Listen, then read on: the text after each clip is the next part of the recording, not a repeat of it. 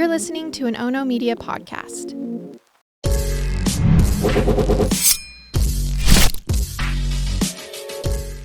Good morning, and thanks for joining me for Rise and Crime, your morning caffeine hit all about crime. I'm Mama Jules, and let's just jump right in today because I have several smaller stories for you, and I always promise you updates when I get them, so here's a quick sentencing update for Tatiana Remley.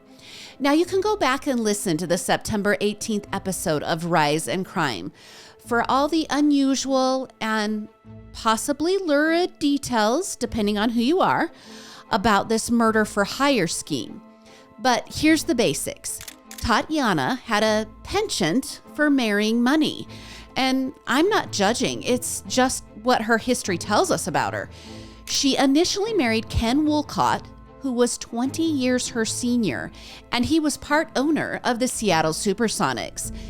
Now, that marriage ended badly after just a few short years, but the custody battle of their shared son and also the money that was involved in the marriage, well, that lasted for several years.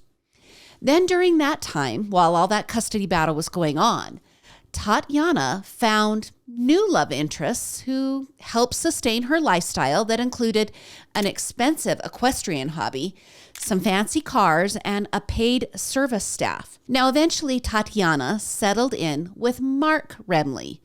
Now, his net worth was listed at $30 million when the two married. The two acquired 4 different living properties in 4 different cities and tried to start a couple of additional businesses, but that didn't go very well. The first business was a traveling equestrian show, kind of similar to the popular Cavalia horse show. Well, that enterprise failed almost immediately, and Tatiana and Mark were accused of not paying multiple vendors who were involved in that lavish daydream of Tatiana's. Lawsuits ensued, which placed a strain on the marriage. Then the pair launched a cycling studio named Rhythm and Power. But again, these two just aren't meant to be business partners, and it isn't a good mix. That venture lasted about a year before shutting down. Okay, the couple even tried Hollywood. They joined the cast of the Showtime series Naked Sanctum. So Naked Sanctum is a private members-only club in California that provides high-end sexual experiences with multiple partners of both the same gender and opposite gender. Okay, they did a reality show about it. I haven't seen the show, so maybe they actually got this part right about their relationship. I don't know. But eventually, in May of this year, Tatiana filed for divorce, claiming that Mark was physically and emotionally abusive. Now, this divorce was not going to be over quickly. Tatiana was asking for $15,000 a month in spousal support. She told the courts that this was a steal for Mark, since some months she was spending up to $50,000 to fulfill her needs. Now, Mark may have been violent. There is a legal trail of violence claims made by Tatiana, and this wasn't the first time the couple had entered into divorce proceedings. Back in 2015, the couple filed, but then they decided to reconcile. There's a whole bunch of he said, she said in this whole story, and I'm not here to decide what's true about any of it, who's telling the truth, who's not. I'm just bringing you the update. Well, things got out of control this summer when the San Diego property the two shared, well, it mysteriously caught fire. When police arrived, they found Tatiana with 3 guns and loads of ammunition. Then over the next few weeks, Tatiana contacted a mutual lover. Okay, I'm not really sure how to describe this person, but this was someone who Mark and Tatiana had invited into their personal relationship to share personal experiences. Well, Tatiana offered to hire this person to kill Mark for a healthy $2 million paycheck. And as I said in the previous update from September, if you share everything about your spouse with someone, and I mean everything, Why would you even think that you could hire them to kill someone and they would keep your secret? Well, those friends told Mark, and Mark told the police, and a sting operation commenced. Tatiana was arrested at a Starbucks when police felt they had sufficient evidence of her admitting to hiring the friend to kill Mark. So now we're caught up to the update. Like I said, there's way more details in the September episode if you want to listen to that, but let's get to the update. Tatiana pled guilty to solicitation of murder this week. She was sentenced to 3 years and 8 months in state prison. She also pled guilty to a gun charge that was related to the seizure of the weapons during the house fire incident. Now, Tatiana will get credit for time served since she's been incarcerated since her arrest, but it's a little bit wonky.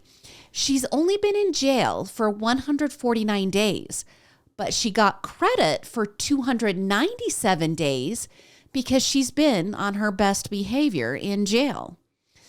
All right, there's also an untold portion of this story. Back in September, when I initially introduced you to Tatiana and her murder for hire plot, her husband, Mark, was nowhere to be found, just off the grid. The last anyone had reported about him was when Tatiana was arrested, because on that day, Mark was seen by neighbors speeding through the neighborhood where the burned home is located. When he parked his black Ferrari in front of the partially burned property, he didn't walk up to his own home. Instead, he went to a neighbor's house and begged for help, saying he was having a seizure. Now, EMTs were called and Mark was taken to the hospital. And that was it. The neighbor had heard nothing more. Police had reported nothing more, and newspapers had reported nothing more. The Ferrari was left parked in the street for 3 days before one of Mark's friends came and retrieved the car, and the same friend put chains on the gate to the burned property. Well, Mark was present in the courtroom for Tatiana's sentencing last week, and the 57-year-old looked tired and older than his age. You guys, I'll be honest, I wouldn't tell you that Mark in the photos from 3 years earlier is the same man in the photos from the courtroom. They look that different. He has truly aged. Well, Mark spoke before the sentencing, and he talked about how the marriage started out with love, but it degraded to this desperate level of Tatiana's murderous intentions. He told the judge that he would be looking over his shoulder for the rest of his life and that he would never be able to trust anyone again. And that's where the story ends. I guess we can hope that Mark and Tatiana find resolution and peace. And if I was a betting woman, I would say Tatiana will get more credit for good behavior and will be out of prison sooner than we think. And now to the first of 2 Utah stories. And Utah, you're keeping us busy lately. But this story is going to kick off 4 unexpected smaller stories I'm going to tell you. And this one has to do with cyber kidnapping. On Rise and Crime, I've covered cyberbullying and cyber blackmail, but this is a first for me, cyber kidnapping. Well, on Thursday morning of last week, 17-year-old Kai Zhuang, he's an exchange student from China.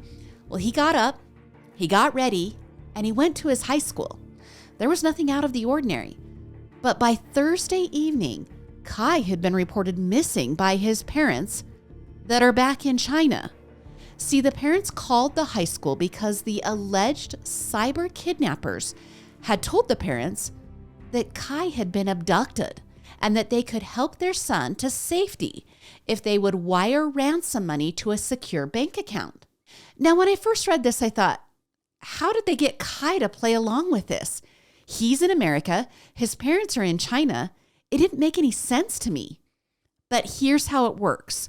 The cyber kidnappers, they tend to target foreign exchange students. I'm just guessing because of the language barrier and also cultural differences. Now, they tell the students to isolate themselves and to make it seem like they're being held captive.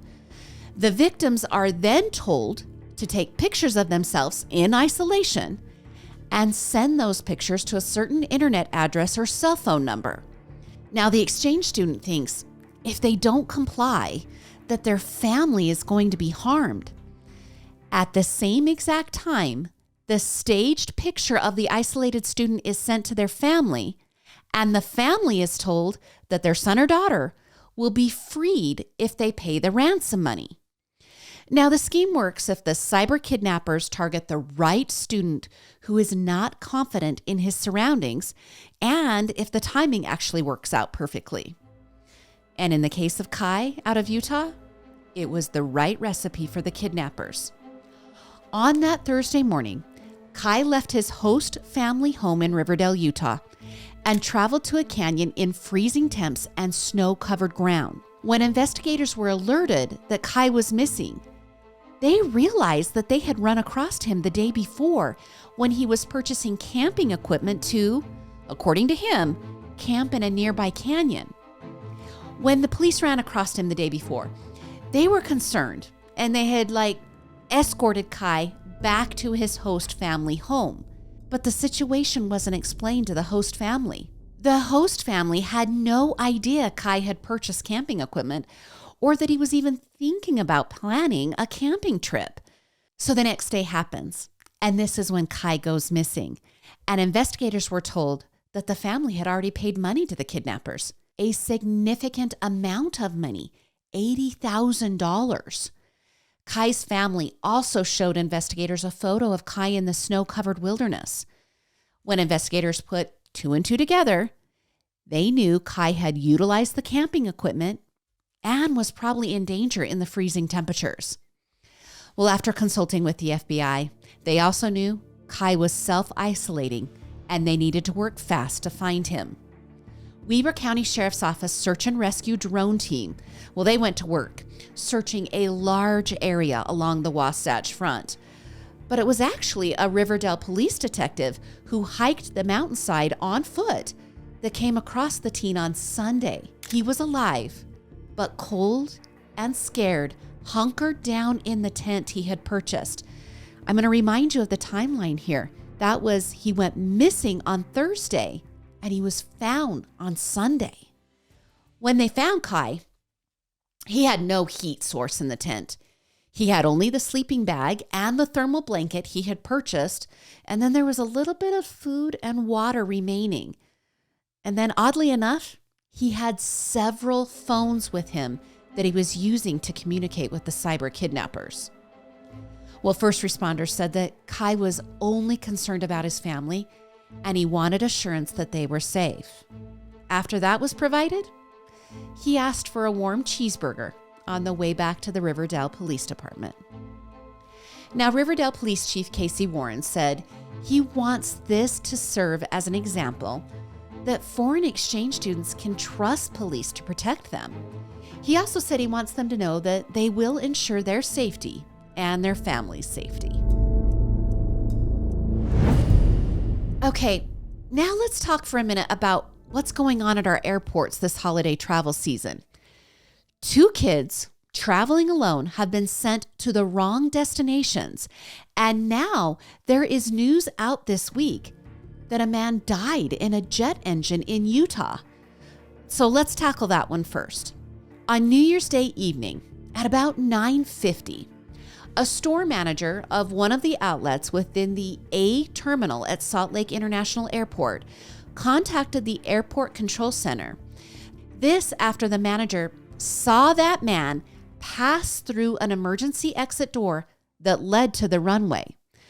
Well, an alarm sounded immediately when the man went through the door, and security personnel, they eventually pursued after the man. Well, after passing through the exit, the man ran to the south end of the runway where de-icing operations were underway for multiple aircrafts.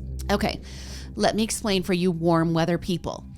Airports spray a chemical over the commercial planes to prevent the plane from icing up in cold temperatures. And at certain times, this needs done on every plane that leaves the terminal. And it's not done until the plane is fully loaded and the doors are secured. So this is happening to more than one plane in the area where the man is running to. Now, The current released information says that the man crawled into the engine of an occupied aircraft that was headed from Salt Lake City to San Francisco, but the aircraft was waiting for the de-icing procedure to be done. But this story gets a little weirder. Before climbing into the engine, the man removed his shoes and some of his clothing. Now, it took ground personnel and security several minutes to find the man with the help of an airline pilot who saw the man running and removing his clothes. Now, the engine was initially reported as not running at the time, but less than 24 hours after the incident, that information was retracted and it was clarified that the engines were rotating. Now, when the man was found, it took some effort to get the man out of the engine intake cowling. When the man was removed, life-saving efforts were employed, but the man died at the scene. It was later released that the deceased individual was 30-year-old Kyler Effinger of Park City, who was a ticketed passenger, but he was supposed to be headed to Denver. Now, I found his profile on Instagram, and he posted just 3 days ago. It was a video of him diving into a swimming pool. And then, just a couple of days before that, he posted a picture with what appears to be his parents and siblings. He also has multiple skiing videos, which completely checks out. He grew up in Park City, and he was a Raiders fan. At least that is what I was gaining from the scan of his social media. So I'm sure we will find out more about why he darted from the terminal, but this story is fairly new at the time of recording, so I'll let you know when I know. Now, passengers were removed from the plane while it stayed in its position at the airport runway, and they were then transported back to the terminal, and the flight was obviously canceled. What I took from this is life can be really bizarre, and my heart breaks for this family. But the airline weirdness continues, because last Friday, a Tampa teen waved goodbye to his dad and stepmom at the Tampa International Airport, and then he boarded the wrong flight. 16-year-old Logan L was supposed to be traveling to Cleveland to be with his mother. He went through security, he got to his gate, then he got in line with others thinking he was boarding his flight to Cleveland. And when the line shortened and Logan made it to the gate agent, the Frontier Airlines worker looked at Logan's boarding pass that was on his phone, but did not scan it. And then the employee sent Logan onto the plane. And instead of Cleveland as his final destination, Logan ended up in Puerto Rico. When he landed, he sent a text to his dad that said, "Help me, please. I'm so scared. They just told me it was Ohio." Well, just like the last story, this one gets weirder because according to Logan's father, Frontier Airlines initially denied that Logan had been flown to the wrong destination. Logan's father told a local TV station that they just kept brushing him off when he was trying to alert the airline that his son was on the wrong flight. He then said that once Frontier acknowledged the mistake, they did say sorry and they flew his son back to Tampa. And for his trouble, Logan was offered a $200 travel voucher, which Logan's father says is not near enough compensation for the failure by the gate agent. He says he wants accountability by the airline for losing his son. Now, the airline has said that the gate agent did fail at scanning the ticket and that they offer their sincerest apologies to the family, but that they do not have a chaperoning program for passengers over 15 years old. Remember, Logan is 16. And I also want to add that Logan was at the right gate. He was just early, and the Puerto Rico flight was leaving before his Cleveland flight. I guess in this case, maybe he was too prepared. All right, lastly, another lost child, except this one is much younger. On December 21st, Maria Ramos was anxiously awaiting the arrival of her 6-year-old grandson named Casper. He was flying from Philadelphia alone to Fort Myers, Florida to visit her for the Christmas holiday. But when Spirit Airlines employees began chaperoning the child after he was dropped off at the airport, they put Casper on the wrong flight and sent him to Orlando. I guess at least it wasn't Puerto Rico, right? Well, Maria said she was able to find her grandson's luggage. So the luggage made it on the right flight, but she was frantically searching for Casper. She was begging staff to find her grandson. Maria told WINK that Spirit Airlines staff at first told her that Casper missed his flight. She even tracked down an airline attendant who told her there were no chaperone kids that were on that flight to Fort Myers. Well, it was then that a frantic Maria received a phone call from Casper. He told her he was on the wrong flight and he had landed in Orlando. And now, according to WINK, Maria wants answers. She wants to know how the mix-up happened. How did the handoff get mixed up? How did the paperwork get mixed up? Spirit Airlines did release the following statement to multiple news outlets. It reads, on December 21st, an unaccompanied child traveling from Philadelphia to Fort Myers was incorrectly boarded on a flight to Orlando. The child was always under the care and supervision of a Spirit team member, and as soon as we discovered the error, we took immediate steps to communicate with the family and reconnect them. Okay, I looked it up.